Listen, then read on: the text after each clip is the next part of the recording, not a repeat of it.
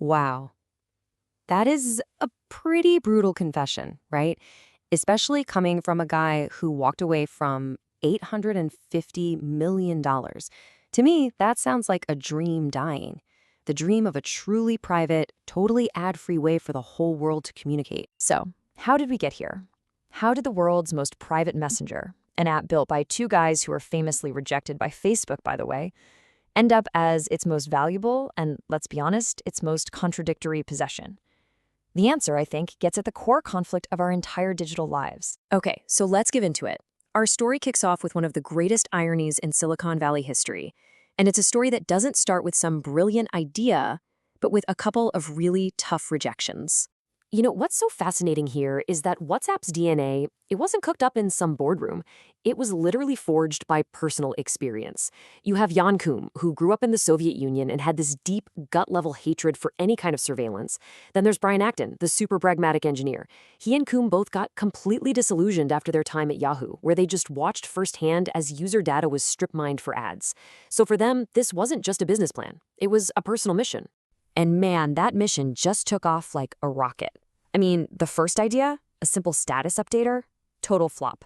But then Apple introduced push notifications, and users, they started kind of hacking the status feature to send messages to each other. Koum and Acton, they were smart enough to see what was happening, and they pivoted hard. By 2013, get this, they had 200 million users with only 50 employees. That ratio is just insane. And of course, that's when the very company that rejected them came knocking again, this time with a $19 billion check. And this gets right to the heart of the problem. It's a conflict that was, impossible to solve. WhatsApp was built on this simple mantra: no ads, no games, no gimmicks. They barely collected any data. And Meta is an empire built on exactly the opposite, collecting mountains of data to sell ads. It was like oil and water, a marriage of polar opposites that really was doomed from the get-go. Okay, so that brings us to today. And what we have is a global fortress, a communication giant. But inside its walls, its new parent company has snuck in a pretty dangerous Trojan horse. So first, let's talk about the fortress itself. Just let this number sink in for a second. 3.1 billion monthly active users. That's not just an app, that's a fundamental piece of global infrastructure. It's like the water system or the power grid at this point. And the engagement, it's absolutely off the charts. When a business sends you a message on WhatsApp, there's a 98% chance you're going to open it. 98. To put that in perspective, a really good email campaign might get, 25%? This isn't just about reach, it's practically guaranteed attention. So all of this incredible scale, it creates one of the most powerful network effects in history. I mean, think about it. Why do you use WhatsApp? Because everyone you know uses WhatsApp. The effort it would take to get your entire family, all your friends, to switch to something else, it's too much. It's basically a perfect competitive moat. So how is Meta actually making money off this? Well, it's pretty clever, actually. Take a look. The biggest slice of the pie here, a whopping 65%, comes from something called click-to-WhatsApp ads. These are the ads you see on Facebook or Instagram that when you click them, drop you right into a chat with a business on WhatsApp. So they're monetizing the fortress, but for now at least, they're not putting ads inside your private chats. But here comes that Trojan horse. For all of its power, WhatsApp is bleeding trust. Its biggest weakness, its Achilles heel, comes from the one thing it can never, ever escape: its parent company. And this right here is the key to understanding the problem. Yeah, end-to-end encryption protects the content of your messages. Meta can't read them, but they can still see all the metadata. That's the data about your data. Think of it like the outside of an envelope. They can't read the letter, but they know who sent it, who it's going to, when, where. And for a company whose entire business is predicting human behavior, that metadata is pure gold. And people are starting to realize it. And you can see the cracks starting to show.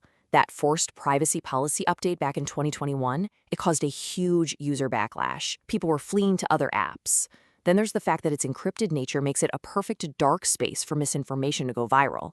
And of course, the Pegasus spyware scandal just shattered the whole illusion of total security. Every one of these events just chips away, piece by piece, at that foundation of trust. So WhatsApp is clearly at a crossroads, which leads us to a really bold, maybe even a little controversial idea for its future: a totally new mandate. All right, here's the central argument. The path WhatsApp is on right now, just slowly adding features to become another social app, that's a dead end. We believe that to survive, it has to stop chasing engagement and instead fully embrace what it already is for billions of us, an essential public utility. Just look at the two paths ahead. You've got the social media playbook on one side. That's all about chasing engagement, adding more and more social features, and monetizing with more data. But then you have the public utility model, and that's about being reliable, providing infrastructure, and making money by adding real, valuable services on top of a foundation of trust.